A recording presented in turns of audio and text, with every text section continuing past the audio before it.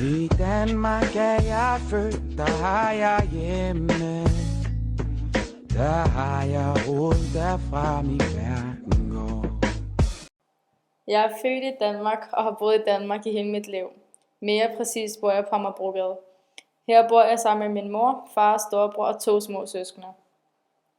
Da jeg fyldte 3 år, startede jeg i børnehave, og der fik jeg mange venner.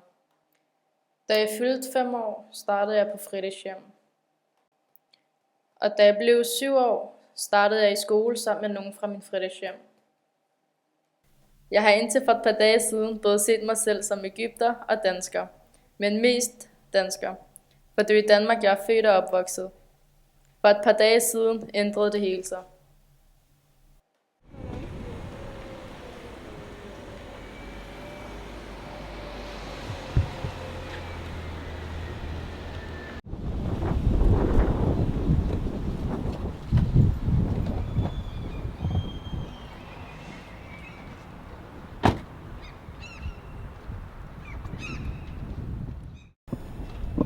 Den her p-bøde, kan vi ikke annullere den, hvis jeg lover, at jeg aldrig gør det igen? Det holder sgu ikke, det kan jeg gøre. Jeg går ned til at passe mit job.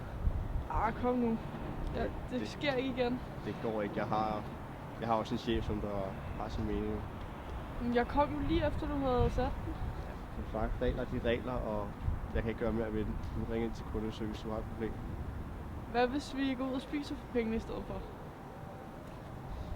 Ja, så kan jeg godt krydse den over, så lad os sige det. Sådan, det lyder rigtig godt. Det er godt.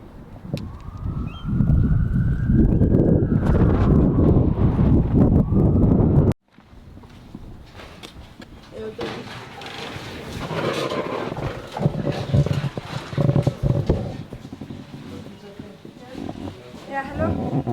Der var ikke flere af de der kærgården tilbage deroppe på tempoet. Ja, jeg kommer hjem nu.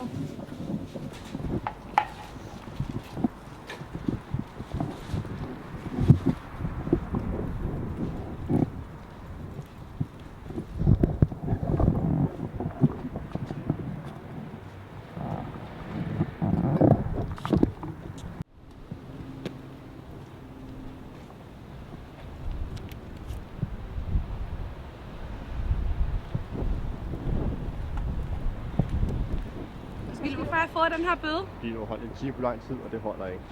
Jamen, jeg skulle bare lige hurtigt ind i Lidl. Prøv, vi færker svin. Nu tager den bil, og så forsøger ud af min parkeringsplads, og det er nu. De fucking forpulede pakkersvin!